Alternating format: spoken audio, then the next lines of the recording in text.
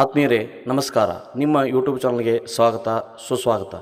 ನಾವಿವತ್ತು ರಾಯಬಾಗ್ ನಗರದಲ್ಲಿರುವ ರಾಯಬಾಗ್ ರಾಜವಾಡೆ ಬಗ್ಗೆ ತಿಳಿದುಕೊಳ್ಳೋಣ. ರಾಯಬಾಗ್ ರಾಜವಾಡೆ ಅಂದರೆ ಶಿವತೀರ್ಥ ಮಹಲ್.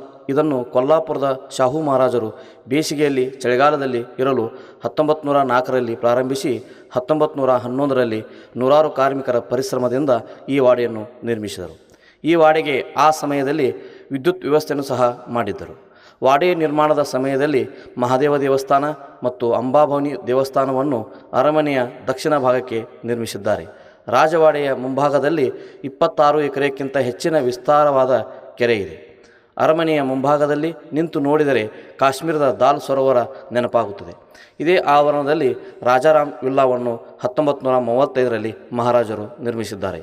ವಾಡೆಯ ಮುಂಭಾಗದಲ್ಲಿ ಕುಳಿತುಕೊಳ್ಳಲು ಆಧುನಿಕ ಪದ್ಧತಿಯಂತೆಯೇ ಆಸನದ ವ್ಯವಸ್ಥೆ ಈಗಲೂ ನಮಗೆ ಕಾಣಸಿಗುತ್ತದೆ. ಇಲ್ಲಿ ಕನ್ನಡ, ಮರಾಠಿ ಸಿನಿಮಾಗಳು, ಧಾರಾವಾಹಿಗಳು, ಸ್ಥಳೀಯ ನಾಟಕಕಾರರು ಇಲ್ಲಿ ಚಿತ್ರೀಕರಣಗಳು ಆಗಿರುತ್ತದೆ.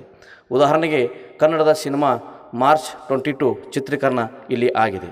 ಸುತ್ತಮುತ್ತಲಿನ ಗ್ರಾಮದ ಹಿರಿಯರು ಹೇಳುವ ಹಾಗೆ ಮಹಾರಾಜರು ಇಲ್ಲಿ ಬಂದಾಗ ವಾರದಲ್ಲಿ ಒಂದೊಂದು ದಿನ ಒಂದೊಂದು ಪ್ರಾಣಿಯನ್ನು ಬೇಟೆಯಾಡಲು ಹೋಗುತ್ತಿದ್ದರು.